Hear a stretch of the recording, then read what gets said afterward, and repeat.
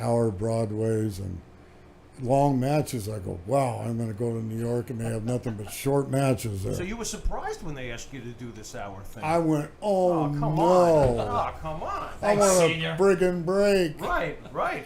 And Bob Backlund, I watched him work. I said, that's going to be hard to do. Yeah, he was great. Wrestle him for an hour. Sure. Did But did you have a lot of talking with him before? No, I didn't talk to him at all. Wow. That's We're going to go unbelievable. 1 hour Broadway in the Garden. Incredible. My first time there. But here's what happened. I worked with him, and I didn't try to punch him, and we just wrestled. And he was in such good shape that most of his matches, he never blew up ever, and he wouldn't sell for the guy. And He wouldn't sell. so the people didn't really get behind him, and he just beat him. And the guys didn't know how to work with him. Well, me going an hour Broadway, after 20 minutes, he finally got tired. So now I'm going to hold him down. I say, Bob, just stay down and sell this. And he respected me, and we liked each other. And I respected him as a shooter and a double tough son of a bitch that could have got mad at me and tore my leg off. But we're out there doing business.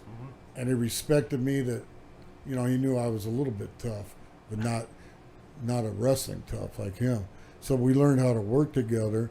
I love Bob Backlund after that match, then we always had good matches, and I could lay in some chops on him, but with him it wasn't about that. It was wrestling back and forth, and I really learned how to wrestle from him. I learned some amateur stuff. So I love the matches I have with him. They were great. So Love them. that's great to hear because we loved your matches with him. Absolutely. But a lot of the former wrestlers speak about Backlund as almost bankrupting the WWF back then because he wasn't a draw. Is there any legitimacy to that, Greg? That Backlund was a poor draw?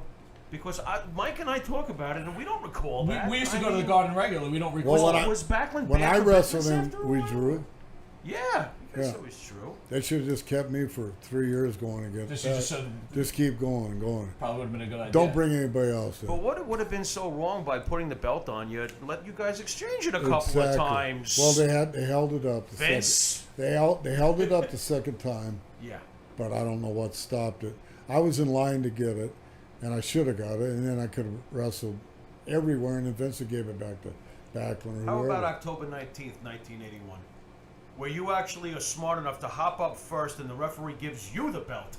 And you walk out of Madison Square Garden as champion. I'm still angry that they took it away from you. It was set up like that, double pin. Rats. And we both had our shoulders down, but they wanted to hold belt.